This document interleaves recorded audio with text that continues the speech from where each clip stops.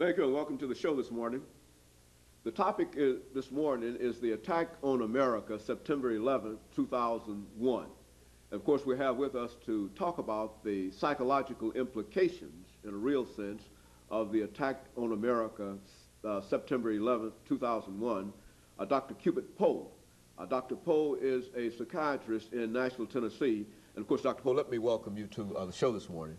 Thank you. Very good to be here. And to say, Dr. Poe, how delighted we are to have you here, because we've had you on a number of occasions before, and on every occasion you've given us some exceptional information from a psychological point of view. And I think that each time it sort of opens our mind in reference to how we see things and the perspective which we have. And that's what we'd like to do today, because I think it has been admitted that the attack on America, September 11th, is a watershed in the history of this country, that things will never be the same again one way or the other.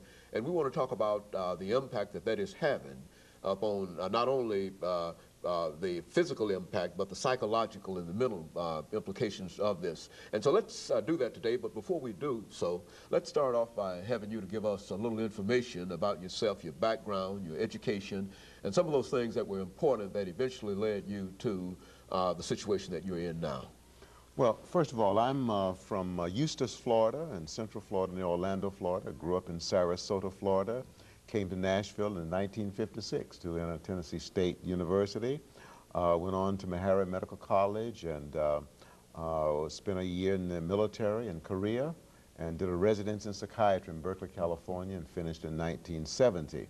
And have been attempting to practice psychiatrist since that time. I'm specifically now a Christian psychiatrist. I'm also a minister of the gospel. Mm-hmm. And of course, Dr. Poe, let's, in talking about the attack on America, let's give you an opportunity to make some statements in reference to that, that will sort of establish a perimeter for the kind of information that you want to give us over the next 30 minutes, because I know you've got a lot of excellent information, because I know from the previous shows that you had excellent information. So let's do it from there. Let's give you an opportunity to speak to, number one, the attack on America. Well, as you said, Dr. Haney, that was a very much a watershed event.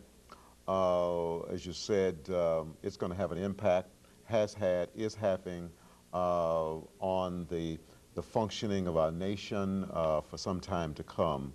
For one, what it did was to intensify fears of injury and death. We saw buildings collapsing. We saw the Pentagon on fire. We were told that the White House was being evacuated. Never in the history of this country has we seen that kind of thing happen, except maybe going back to Pearl Harbor.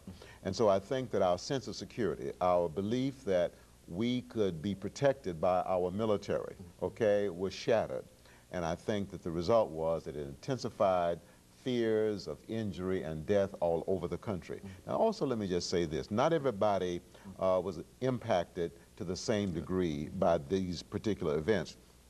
My own belief is that if I was living a me-first lifestyle prior to September 11th, if I was out there doing my own thing, taking advantage of people, then I believe that my grief response would be by and large greater than if I was trying to live a God-centered life.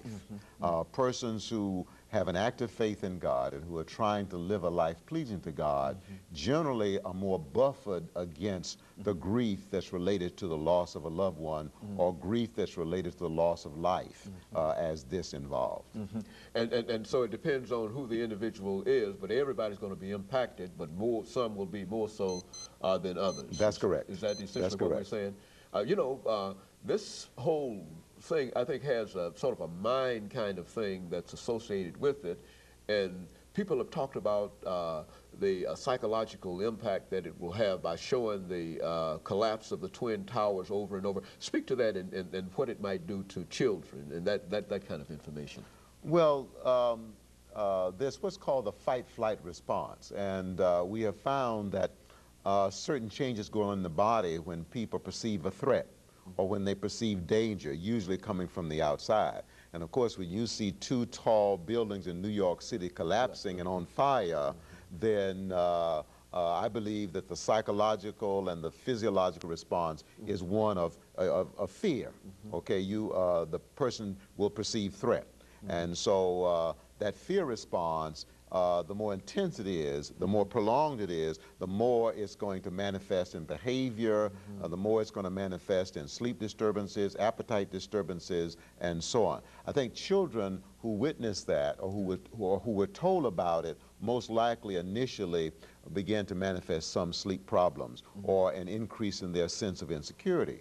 And so those children probably became more withdrawn in some cases, more aggressive in others, or more clinging to parents or parent substitutes in other cases. And what should parents do to sort of create a better sense of understanding or stability within for the child? I mean, what should our response be to those children? Well, I think important to understand that variable responses to fear is normal. Not everyone is going to respond the same. So if a child is having problems with increased anxiety or their behaviors become a little bit out of the norm, then that child mainly needs reassurance that everything is going to be all right, that he or she is okay.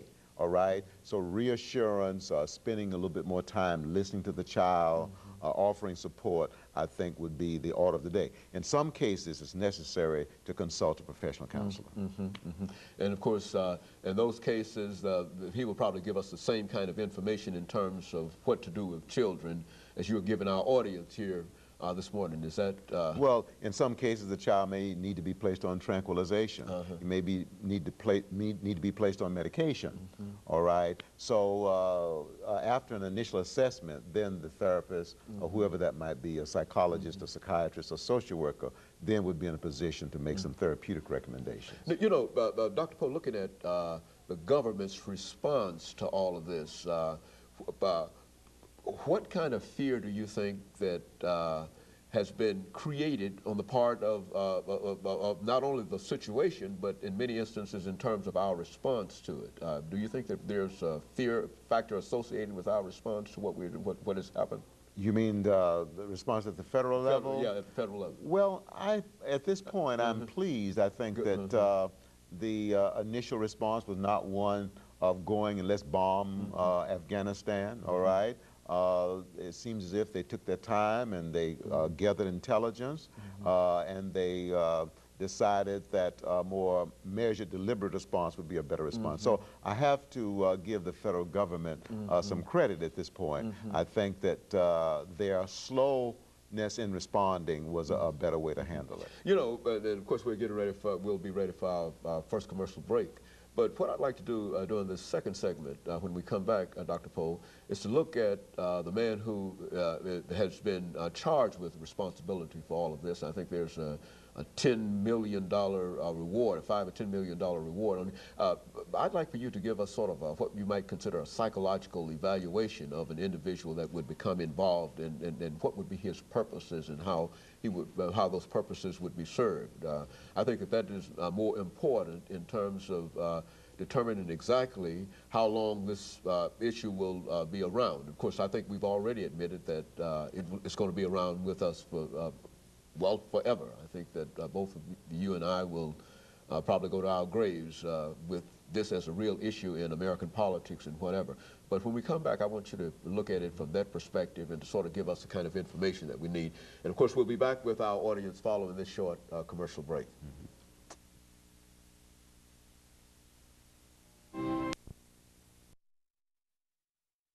Talking to Dr. Cupid Poe